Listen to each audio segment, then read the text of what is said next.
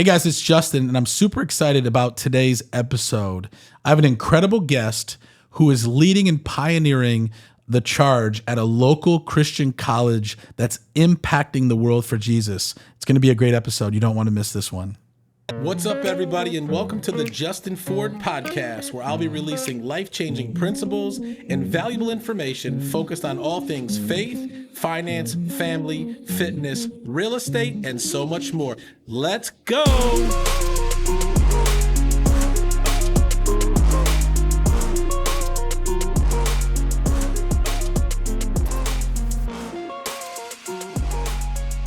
What's up, everybody, and welcome back to another episode of the Justin Ford Podcast. Super excited to be with you here again today. I hope that you've been doing great since the last episode. If you're loving the show, do me a favor, go ahead and hit the subscribe button here on YouTube or your favorite podcast platform. And if you're really loving the show, go ahead and leave us a 5-star review. If you haven't followed me yet on social media, you can at The Official Justin Ford. Again, at The Official Justin Ford. You can find me on Facebook, Instagram, LinkedIn, TikTok, X, and also here on YouTube. Got an incredible guest in store for you today. But before we get into that, I do want to remind you that this episode is brought to you by my friends over at Next Door Lending. Next Door Lending is a team of professionals that believe everyone should be treated as if they live next door. The founders and team members have more than 150 years of combined loan experience helping clients all over the country choose the best loan program to help you accomplish your goals. Next Door Lending is currently licensed in 26 states and has a team of over 100 loan officers specializing in helping you get the best rate and terms. So whether you're looking to refinance your home or you're looking to purchase your next home, call my friends over at Next Door Lending today at 888-885-3667 or visit their website at nextdoorlending.com. As you guys know, our show is focused on a variety of things: faith, finance, family, fitness, and real estate. And anytime I look to bring guests onto the show, I really look for that guest to fit into one of those categories that can really share things that can really bring impact and add value to you, the listener. And I'd say about a year and a half ago, maybe 2 years ago, I had the opportunity to be invited to a dinner, which was I don't know if it would be called an inauguration, but a dinner welcoming the new president to a college called Great Lakes Christian College here in Michigan. And I was invited by someone who's been on the show, Duke Gray, as a guest to sit at his table. And I came for Duke. I didn't really know anything about GLCC at the time. And I was enjoying the dinner. It was pretty good. And then the new president got up to speak. And he began to speak and share his vision for the college and talk about the college. And when I heard the word marketplace ministry, my spirit, it was like it leaped, and I began to get really excited.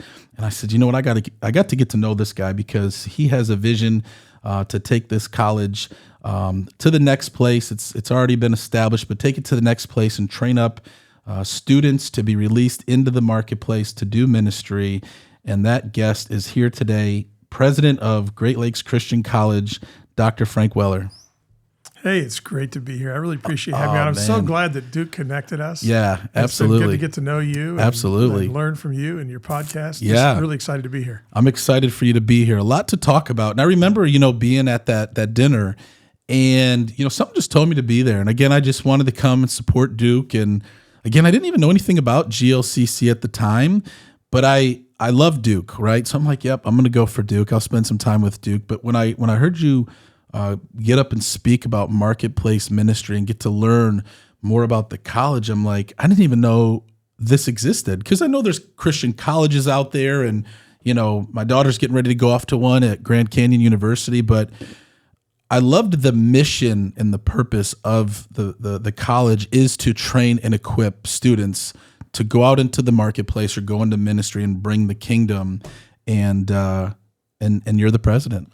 Well, yeah, and we've been doing that for 75 years. Yeah. So we were founded in 1949 in a little log cabin about an hour north of Lansing up in Rock Lake, Michigan. Yeah. But our mission is to glorify God by preparing students to be servant leaders in the church and world. Yeah. And we really take both of those tracks seriously. We Yeah. prepare students to be servant leaders in the church Yep. and servant leaders in the world. Yeah. And that second part, preparing students to be servant leaders in the world, is where Marketplace Ministries has really been one of our foci in the last Yeah. several years. Yeah, no, I love that.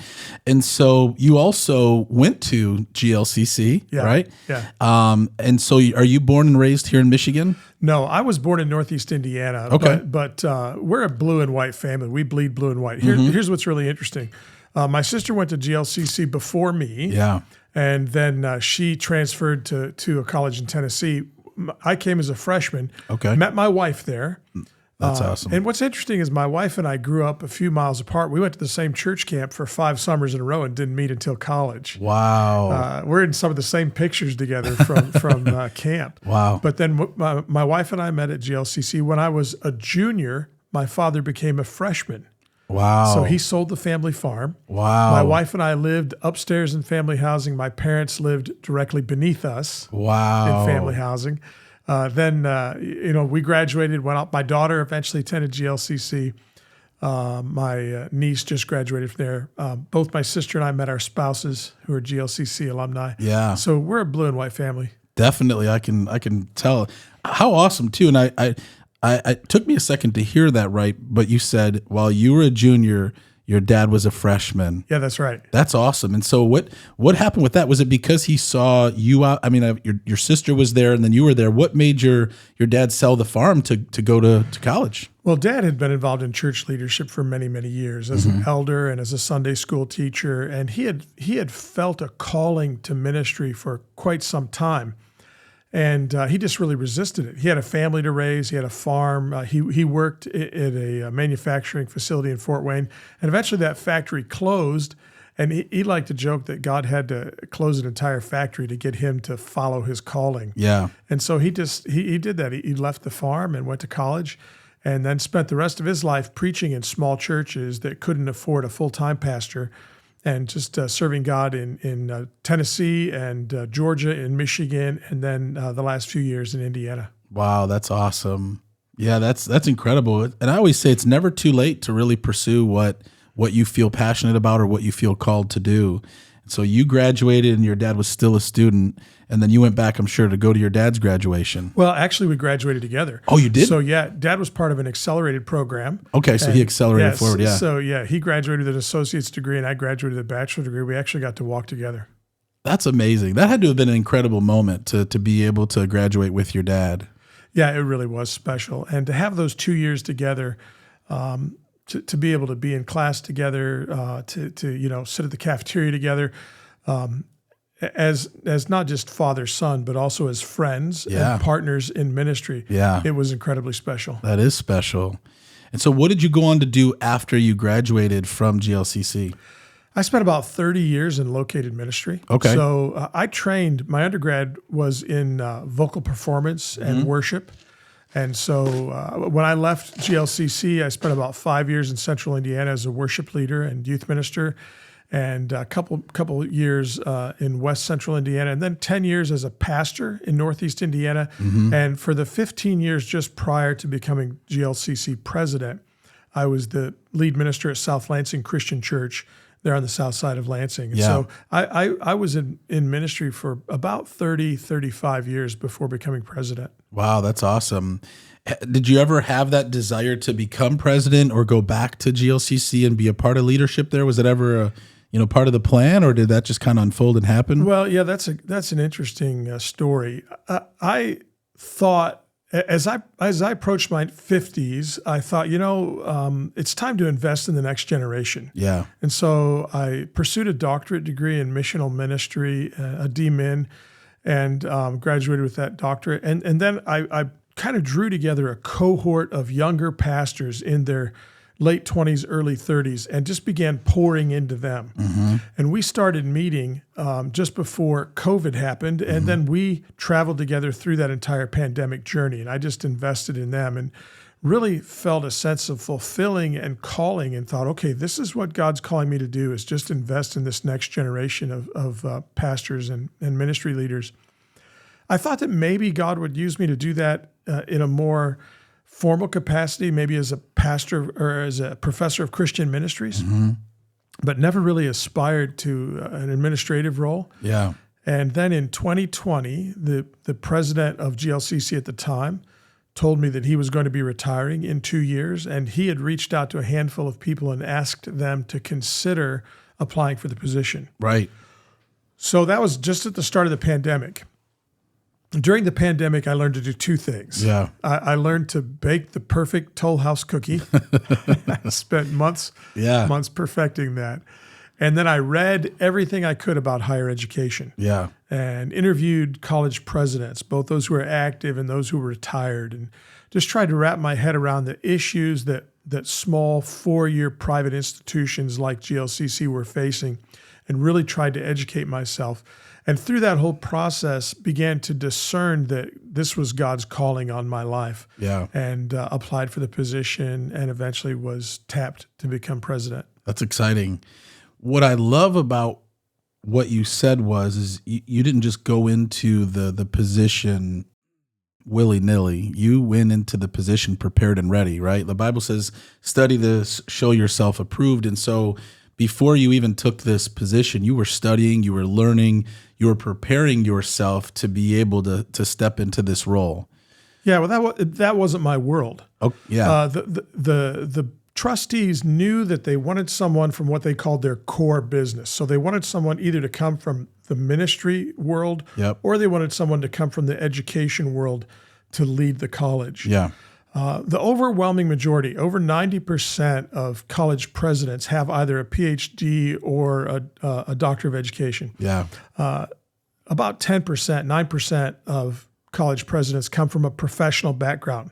Like, for example, President Stanley at MSU was a physician. Right. I came from ministry. And so I knew going into it that there was a lot that I didn't know. Yeah. I didn't even know what I didn't know. Right.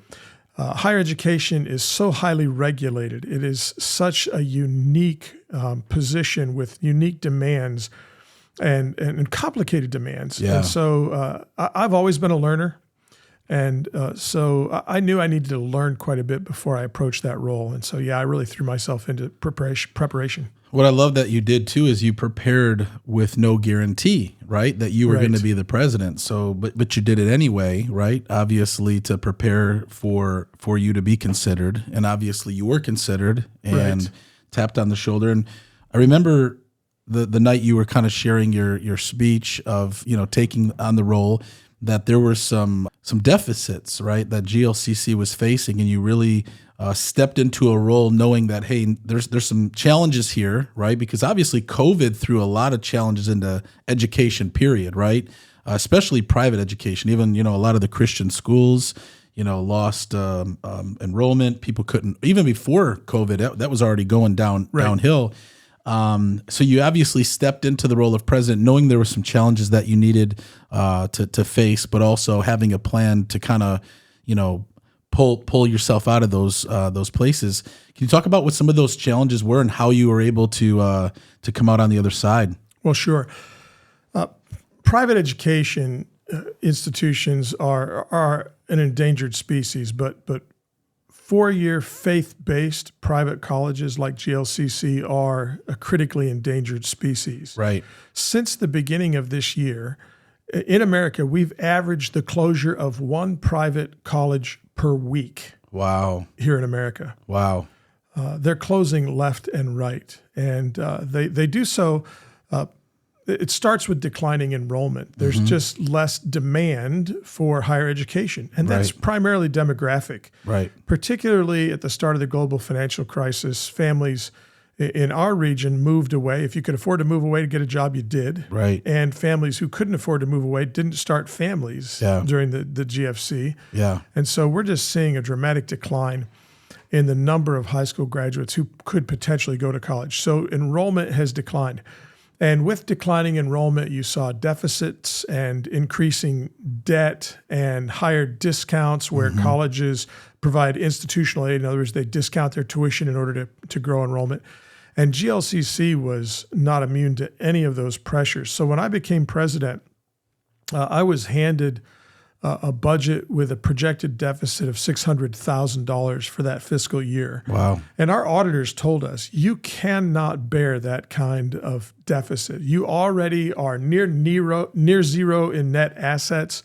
And if you have a $600,000 budget deficit for this fiscal year, you will close. Wow. So we pulled together a team of leaders and financial subject matter experts and began to look at how we could confront that challenge. The first thing we did is cut our budget. We cut about $120,000 out of the athletic budget, for example. We pared down really everywhere we could. And then I hit the road and began going to our church partners and to alumni and meeting people and encouraging them to invest in Christian higher education. And we saw some significant improvement. My first fiscal year, which ended June of last year, we saw a 140% increase in giving to the college. Wow. We saw a 100% increase in the number of first-time givers. Wow. We saw 140 people who began giving to the college monthly on a sustainable basis. Yeah. In addition to that, we were able to increase enrollment by 7% for this last fall, which is really remarkable. Considering, one college per week is closing. Well, right. That's amazing. And here in Michigan in particular, of the 15 public institutions, only about half of them have any kind of growing enrollment, and the largest growth was 3.8% last year. Wow. Well, we doubled that. Yeah. That's 7%. And so we were really bucking the trend. And so with growing enrollment and increased giving to the college, we were able to finish that first year, instead of a $600,000 budget deficit, we were able to finish that first year with a pretty modest budget surplus. Wow. And pretty amazing. And we're on track to do so again this year. Our fiscal year ends Sunday, June 30. And we're on track to book another surplus this year, which is really remarkable considering where we've come from. Yeah.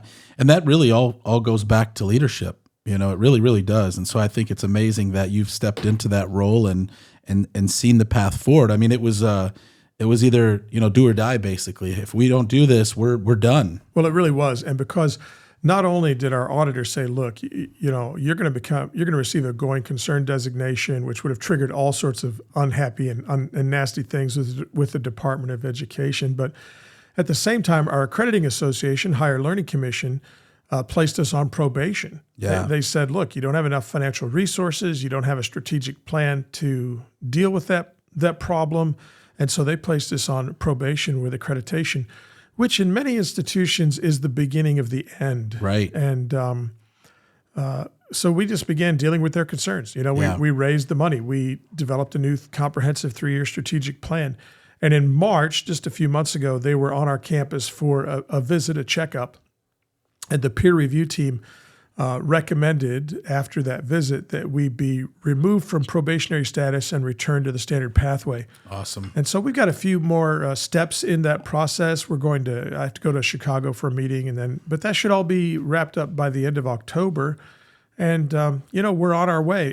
When I tell other college presidents and board members about this journey, honestly, they're surprised. Yeah. Because while we were circling the drain, as it were, and yet God has been good and people have been generous and we've worked really, really hard. Yeah. And we're seeing that turnaround. Yeah. And so obviously, the Lord has definitely provided and opened some things up. But what do you say to, those other colleges or presidents who are struggling as well? Because do you feel that once people see the beginning signs of like we're in trouble, that some people just kind of throw in the towel because they feel like, well, it's going to be hard to get out of this? Because obviously you guys didn't do that. But how do you encourage another university or another president that's maybe seeing those again circling the drain type thing to really get out there and do what you guys have done? Well, the most important thing, I think, is transparent and honest communication. Right. See, what happens is oftentimes college administrations try to put the best face on the challenges that they're dealing with because they know they fear rather if we are honest about how bad our financial position is, it's going to kill enrollment. Right. Students aren't going to come to our college Right. if they think we're going to close. Wow. And so it's a very fine line that college presidents need to navigate, being honest with supporters so that they can really roll up their sleeves and get behind the college with financial support, but also assuring parents and students, hey, we're going to be here. Yeah. So, but I think it has to start with transparency. Right. I think it has to start with honesty.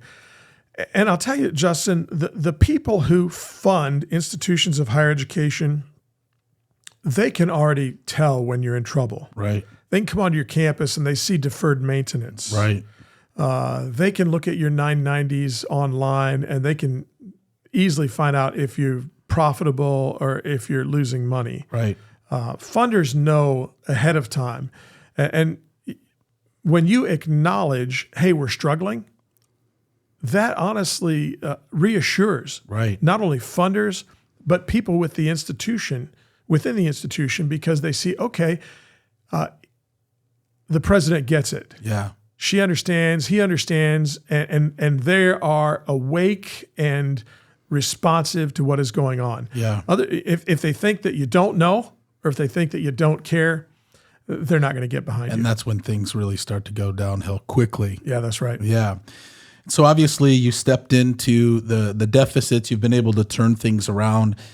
There's another component of, how do we go out and, get GLCC in front of high school kids, to know about GLCC and actually come.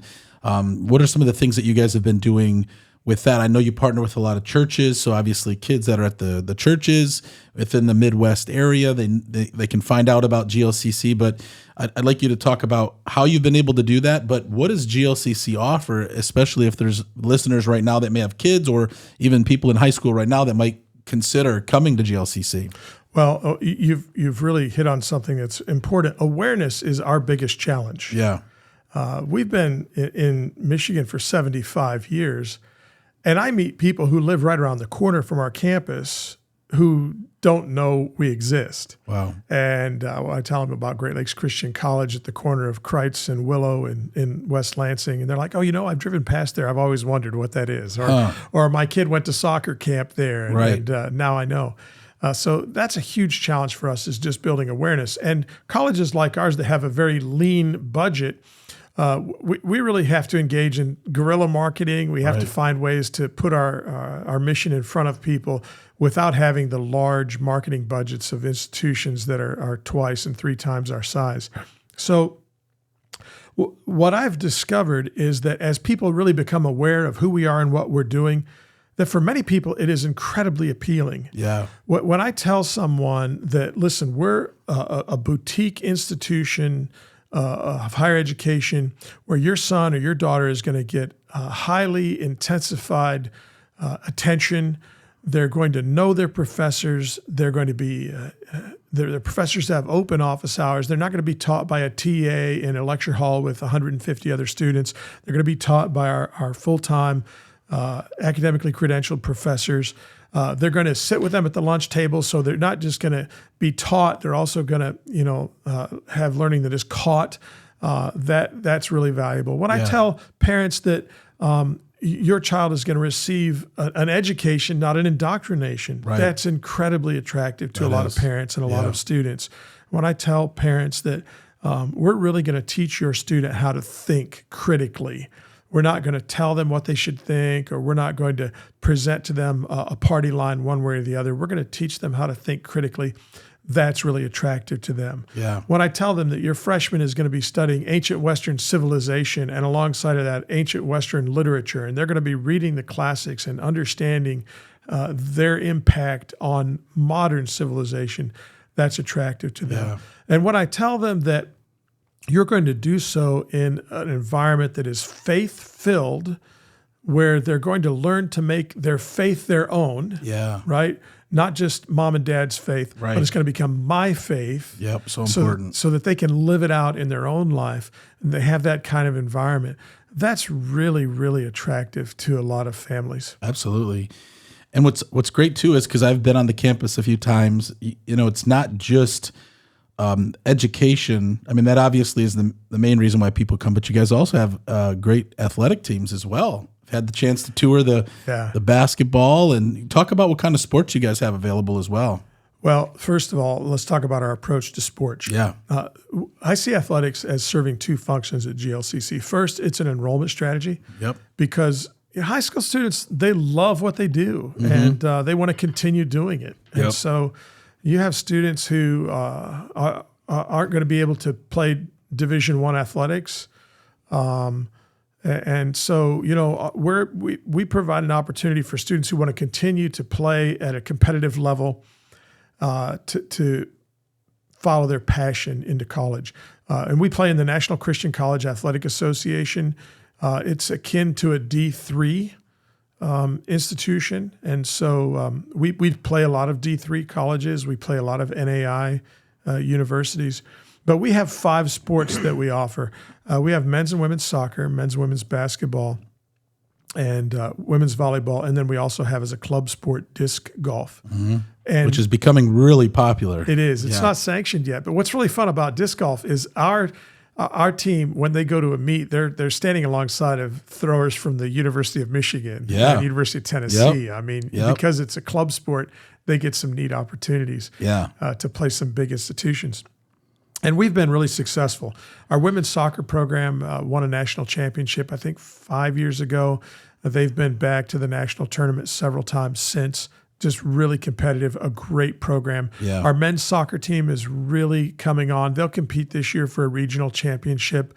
Our men's basketball team, 3 out of the last 5 years have been to the national tournament. They won a regional tournament 2 years ago. They are really, really competitive. In fact, I'll tell you, there's a pro-am going on in Lansing right now, the Moneyball Pro-am. And 3 of our players are playing in that Pro-am. 2 of those guys played Tuesday night on the same team as Xavier Booker and Jordan Akins. Wow. Yeah, and I told those guys before the game, listen, you belong here. Yeah. And man, they played really, really well. That's awesome. So they'll compete this year for a regional championship and at birth to the national championship. And then our women's basketball team last year was just really remarkable. And let me set the stage for you. So in 2015, our women's basketball team lost a game 91-1. Yeah. We were playing, I think it was Siena Heights. We lost 91-1. It made the national news in several outlets. So I don't know how you lose a game. I don't know how you score 1 point. 1 point. Right. It's remarkable. 2 years ago, they won only 2 games. The year prior to this most recent, they won 7 games. Last year, they won a record 15 games. Wow. They won the regional championship, and they ended up 6th in the nation. Wow. Now, here's what's even more remarkable about that. They had a very small roster. And in order to win the regional championship, they had to come back from an 18-point first half deficit, which they did. Wow. And they won with only 5 players. Wow. 5 players played 40 minutes. Wow. And they won the region. That's and then awesome. went on to play in the national tournament.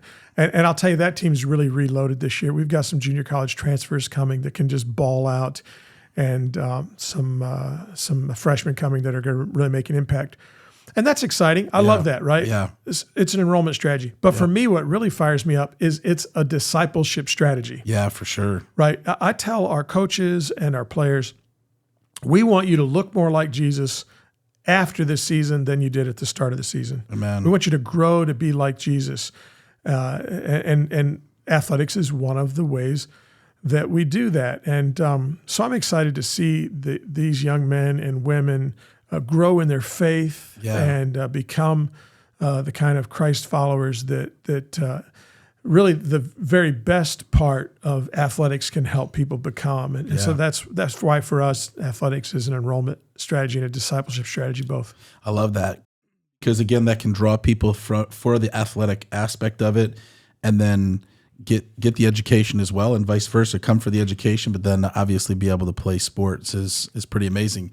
Now, if somebody's thinking about, obviously coming to GLCC, I'd love for you to talk about the intentionality of preparing the students to go into the marketplace, not just to get a degree or not just to pursue a path of a degree, but what to how to be intentional about, like what I've been able to do in real estate, right? Bring the kingdom into the real estate industry. Real estate is my occupation. It's not my calling, but being able to bring the kingdom into the marketplace, make an impact, because that's where people are.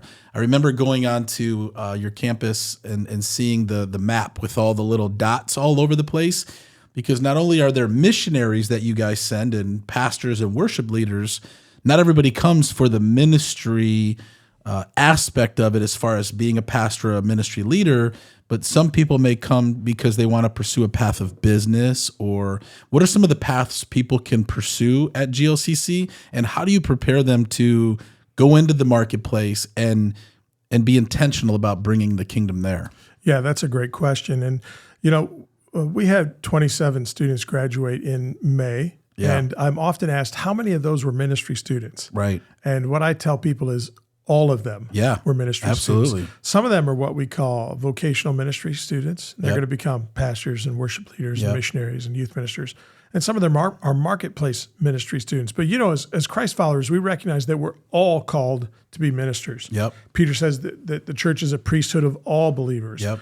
We all do ministry. And some of them do that in a church and they get paid by a church, and some of them do that in a marketplace. Yep. And while their occupation might be real estate, Yep. their vocation is to serve Christ Amen. in wherever they live Yeah. or they work or they play. And Yep. so we have a lot of opportunities for students who want to pursue marketplace ministry. Business management is our most popular major for those students. Yeah. We have a lot of students in business management. We have a psychology counseling program that a lot of students enjoy, and then eventually go on to grad school and pursue a career in therapy or social work. We have a communication degree, interpersonal organizational communication, that's really helpful because that prepares students to pivot in a lot of ways. Yeah. A communication degree is great for someone, for example, who wants to go into real estate Yep. or maybe human resources. We have early childhood education for students who want to become educators. We have a program that we just began called Compassionate Care, which is basically a pre-nursing or a pre-allied health sciences program. So someone wants to go into nursing or one of the compassion vocations, they can come to us. They can get their sciences taken care of, their gen eds taken care of, and then also get a Bible minor so that they can really be prepared to make their career a ministry. What I tell people that drives what we do is that there are a lot of places where you can learn how to do business. We want to teach you why. That's right? good. A lot of places where you can learn how to run a daycare. We want to teach you why. I think it's the why that really matters for the believer, because we recognize that why we do what we do is more important than what we do. Yeah, that's really good. Yeah.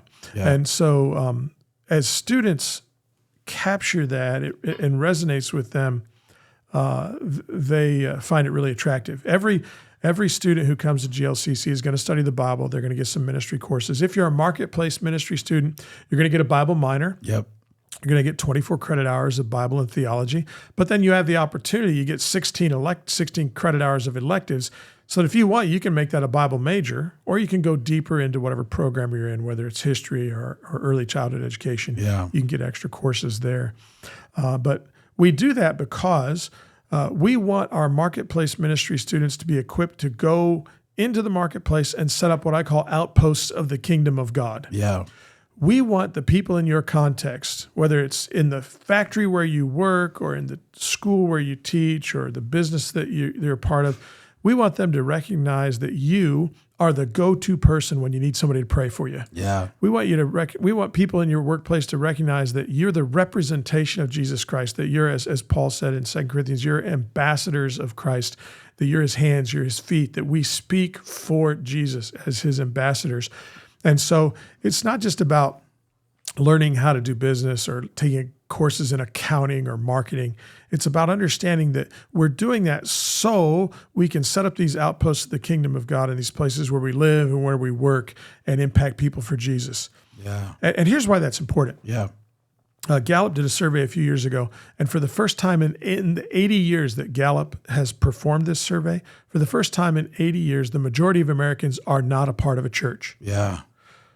And so if we take seriously Jesus' command to go into all the world and make disciples, we have to recognize if people aren't going to come to the church, we're going to have to send the church to people. Yeah. And marketplace ministry is our answer to that dilemma. Yeah. That's so powerful. Even Robbie, who was just on a previous show, he says, a lot of times in church and in ministry, we're waiting for people to come to us, right? Come to our church, this, that, when we need to go to them. And so I love that's the mission of GLCC. So you have people on campus. How many students do you guys have on campus? Yeah, we have about 125, 130 students on campus. And then we have commuters who come and then also online.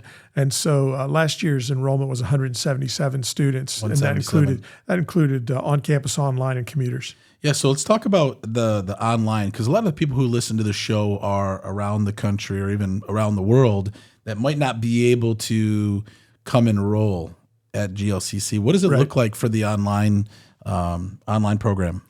Well, I'd encourage them to check out glcc.edu at our website, and you can learn more about it. But our online program is asynchronous, which means you can get in and get out at your leisure. You can take classes whenever it's convenient for you, and you can do the work when it's convenient for you. You don't have to be sitting in front of your computer at a specific time. Yeah. You do the work at your own pace. Each of our online courses are 7 weeks long. Mm-hmm. And if you were to start online and do the entire program online, you would do 7-week modules with 1 week off, followed by another 7 weeks, and then 1 week off until you've worked your way through the entire curriculum. And those degrees are accredited. Yeah. The curriculum is designed by our professors to mirror what our students are doing on campus. Yeah. So it is equivalent kind of learning, and it's really challenging. Yeah. And I'll give you a perfect example of someone who's benefiting from that is my wife. Yeah. My wife right now is taking online courses at GLCC. Yeah, that's awesome. She started in 1985. Mm-hmm. We got married, and then we raised a family, and we moved, and so she didn't complete. And now she's in the final few courses of online, and she's actually going to graduate next year in 2025. 40 years after she started. That's awesome. And so online's a great option for somebody who wants to complete their degree. Yep. It's a great option for somebody who is exploring a calling to maybe leave marketplace ministry and pursue vocational ministry. It's a great option for somebody who just wants training and they want to choose courses a la carte. Maybe they're a leader in a church and they want to get some more instruction on Bible or theology or ministry. Or maybe there's someone who is in a job and they want to advance in their job, and so they'd like to take some business courses. Yeah. And so it's just a great opportunity for people who want a great education but don't want to pull up stakes and move to Lansing, Michigan to receive it. Yeah. No, that's awesome.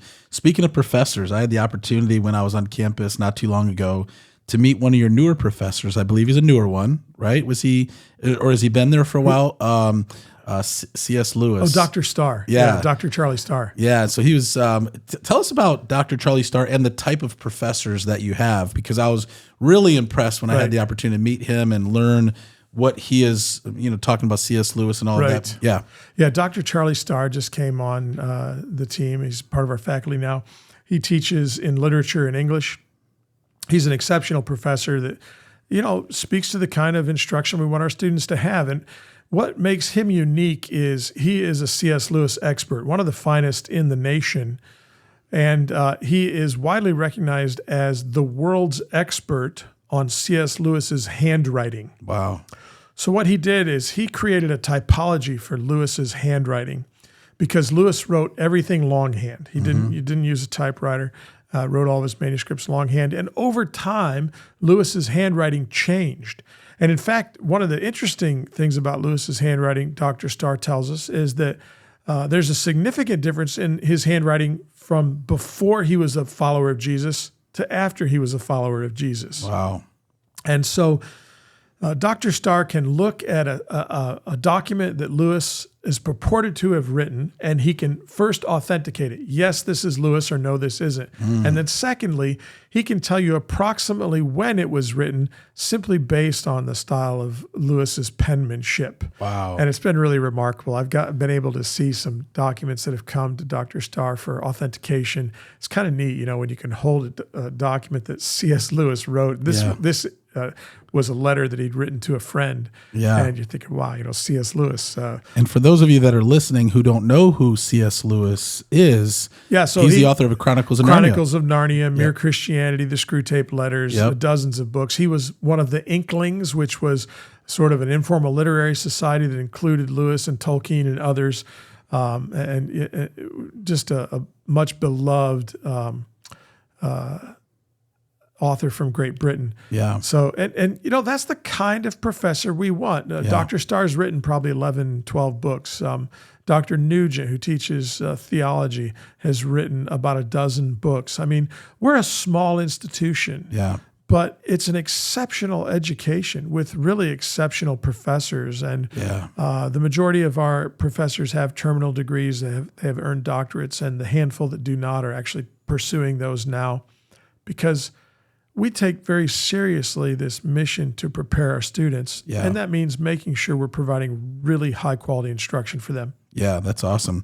What type of student fits the description or the identity of GLCC? Like what type of student should consider GLCC? Well, we talk a lot about mission fit students. Yeah. And so a mission fit student for us is someone who wants an exceptional education, who needs it to be delivered affordably. We're the second least expensive private education institution in the state of Michigan, for example. So they want it to be delivered affordably, but they don't want to cut corners, even though it's affordable. We want students who want to explore faith, and I tell students all the time, whether you've been a believer your entire life or whether you've never cracked a Bible, if you'll agree to try to level up, we're a good institution for you. If for example, like your daughter, grew up in a Christian home, went to a Christian school, is kind of a Christian by default, right? Yep. She needs to make that faith her faith. Yep, absolutely. And so leveling up for her means no longer it's just my parents' faith or my family faith, it's my faith. That's a great student for us to explore faith. Yeah. But we have students who come to us and have no faith background of any kind. And what I tell them is, if you're really going to be an educated person, if you're going to be an educated human, it's really important that you understand the impact that Christianity has had on Western culture and on art and on literature and on music. And I don't know how you can be an educated person in our world today without understanding the impact of Christianity. When Andy Dufresne breaks out of prison in Shawshank Redemption and he's standing there in the rain, what's the position of his body?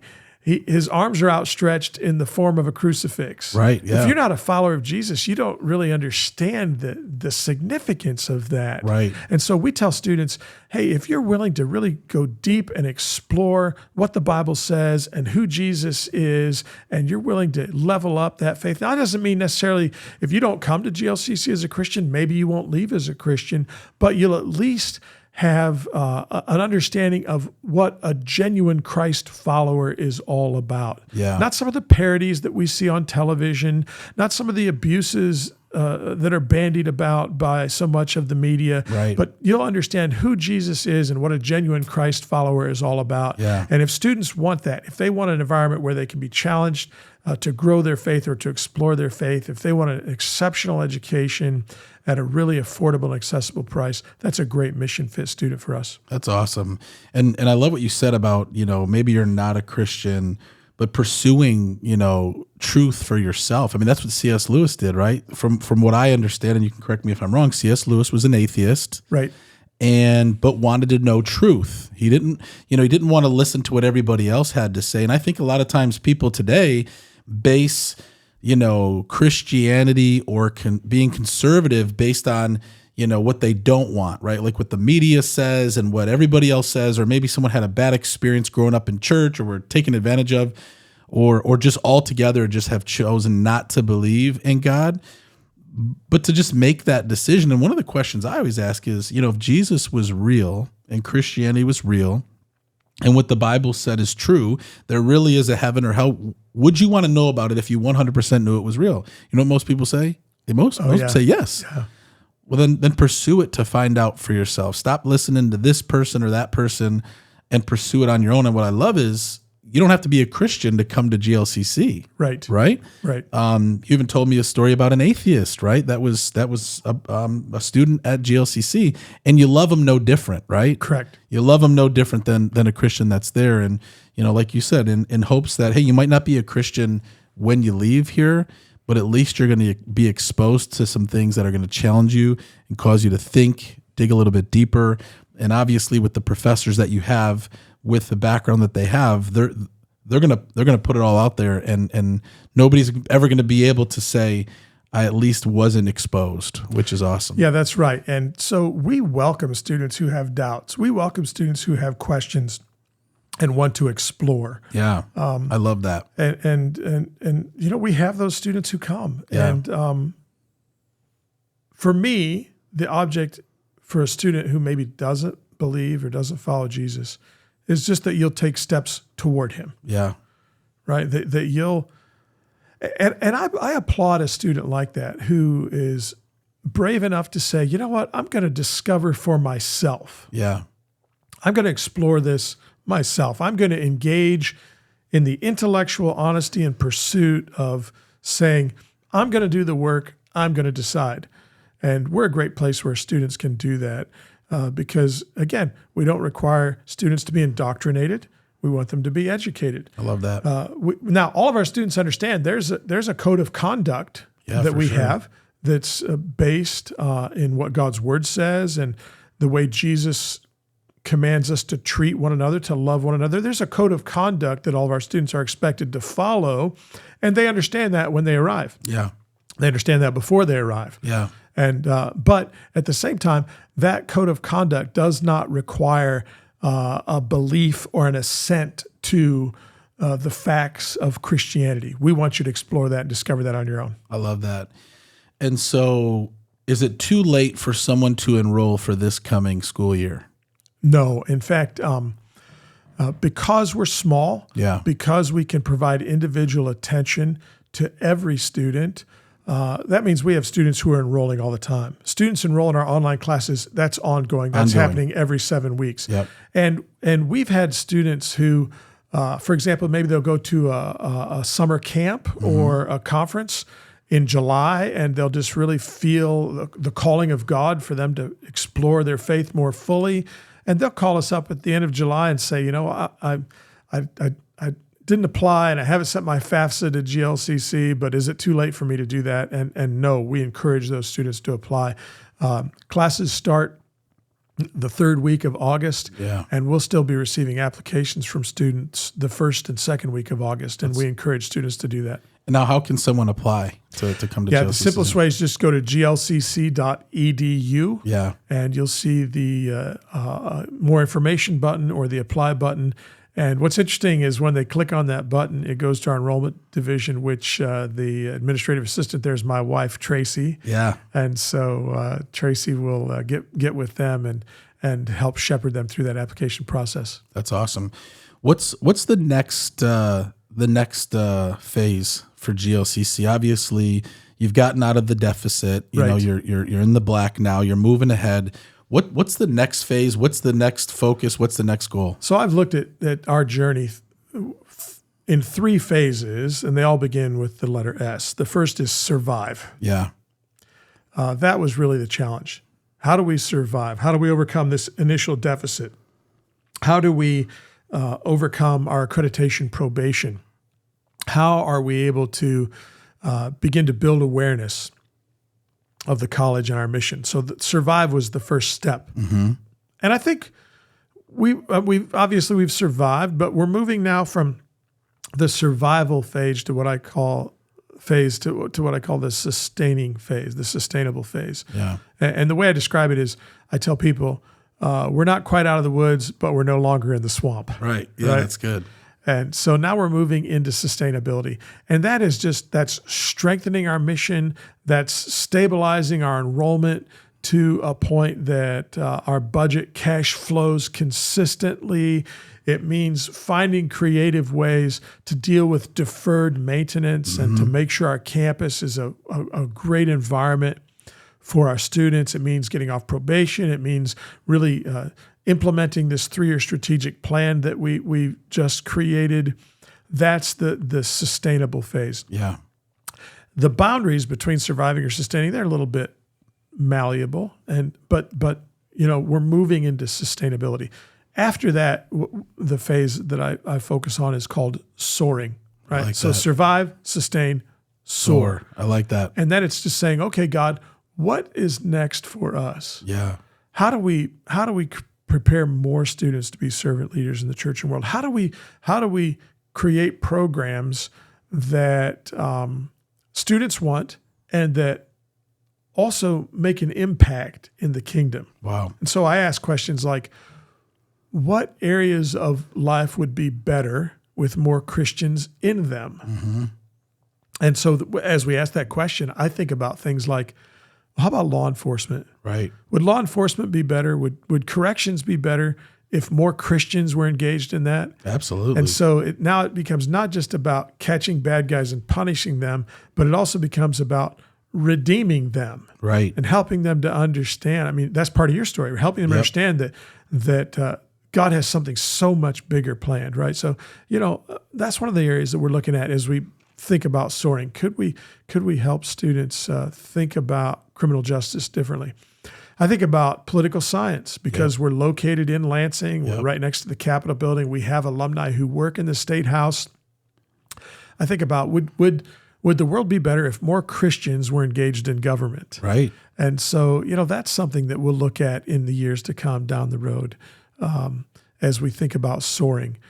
Really reinvesting in this business program because I think we need more Christian entrepreneurs who understand not just how to do business, but also why and can begin to see business as a way to be the hands and feet of Jesus and frankly, to use wealth to bless other people. Yeah. And so it's surviving, it's sustaining, and it's soaring. And we're somewhere in the middle right now. I love that. That's awesome.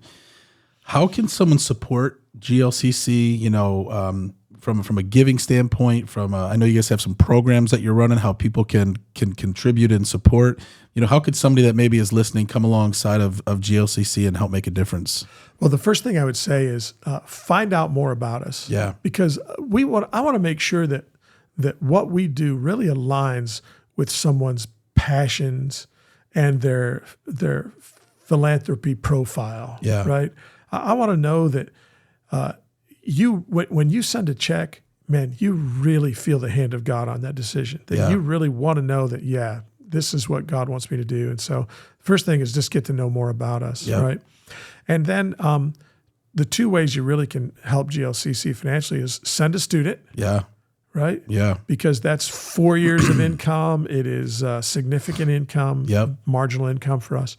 So send a student. If you got a son, a daughter, a grandson, granddaughter, niece, nephew, and they're thinking about college and you want a place where they can really be challenged to grow their faith, but also get incredible skills, a place that is accredited by the same institution that accredits the University of Michigan and Notre Dame and Michigan State, right? So that those credits are going to transfer. So they're going to be able to get into grad school. Send us a student. Yeah, for sure. And then secondly, consider supporting us financially. One of the reasons we're able to be so affordable is because of the generosity of people who support the mission of our college, because they believe in preparing students to be servant leaders in the church and world. Yeah. And they can give by going to glcc.edu. One program we've really focused a lot on, I know you know about this, is our Log Cabin Society. That we have this program because we were founded in a log cabin in 1949, which that log cabin's still there. I could take you and show it to you. It's really something to see. But our Log Cabin Society donors, they agree to make a monthly contribution for a period of 5 years. Yeah. Most of them choose $84 a month because it ends up being $1,000 a year. Yeah. And the reason that's so important is sustainable gifts like that they mean something significant to our auditor and to the Department of Education and to our accreditor. Yeah. Because it's not like a one-time cash infusion that, oh my goodness, where's that going to come from next year? Right. It's a sustainable gift. And here's what's interesting. Our fiscal year ends on Sunday. We had a goal this year to bring 60 new Log Cabin Society members to GLCC. And right now we sit at 59. Yeah. Can I say this? Yeah. I want to be number 60. Oh, that's fantastic. And I'm not just saying this because you said that. Yeah. You know, I get asked to support things on a regular basis, you know, and there's a lot of great things out there, but I love what you just said is I always, with my giving, need to feel led to give. We can give to give, but really led to give. And the more I've gotten to know you and the more I've gotten to know the mission of GLCC, the more passionate I am. And before you even said that, as I'm sitting here in my mind, after the show, I was just going to tell you that I want to become a monthly contributor. And so it's crazy that you just said 59. Yeah. I'm going to be that 60 so that the goal was met. Oh, I appreciate that. And let me tell you the difference that makes. I mean, obviously the monthly contribution helps us keep education affordable for our students. But I have a meeting next month with our accreditors. Yeah. July 29th in Chicago. It's a scary sounding meeting. It's called an Institutional Actions Council hearing. Yeah. And they're going to grill me. And one of the things they're going to say is, tell us about your financial goals. Have you met them? Yeah. And for me to be able to say, hey, we had a goal to have 60 new sustaining supporters. Yeah. And we met that goal. Yeah. That means something Absolutely. to them. And so I really appreciate that. Thank you for doing that. Yeah, no. And I've, and again, we've gotten to know each other. We've been meeting and talking, and I'm just excited because I also sit on a committee with GLCC. And so it's like going from that dinner, right, with Duke, not knowing anything about GLCC, is now becoming vocal about it because I believe in what you guys are doing, and I'm excited to be connected with you in the college, and just excited to see what God has in store. Well, and we're grateful for your involvement, Justin, because we see what you're doing, and you're doing marketplace ministry. Yep. Right. This is what you do. And I'll tell you something else I really love about you. Learners are earners. Yep. And readers are leaders. Yep. And not everybody's going to go to college and have a formal education. Right. But the people in this life who really make a difference are people who are committed to lifelong learning. Yep. And I know that's you. Yeah. And the people who are going to be leaders are people who are readers. And not only are you a reader, but you've also written a book. Yep. Right? Yes, sir. And because you want to help other people learn to lead. Yep. And so, well, college isn't for everybody, right, and higher education isn't for everybody. I think all of us agree that people who make a difference in this world are committed to lifelong learning. And I know that's you. And so you're a great example for us to point our marketplace ministry students and say, hey, this is what we're talking about. We talk about setting up an outpost of the kingdom of God. This guy's doing it. Yeah. And so I just really appreciate it about you. I appreciate you too. Thank you so much. And thank you for being a guest on the show today.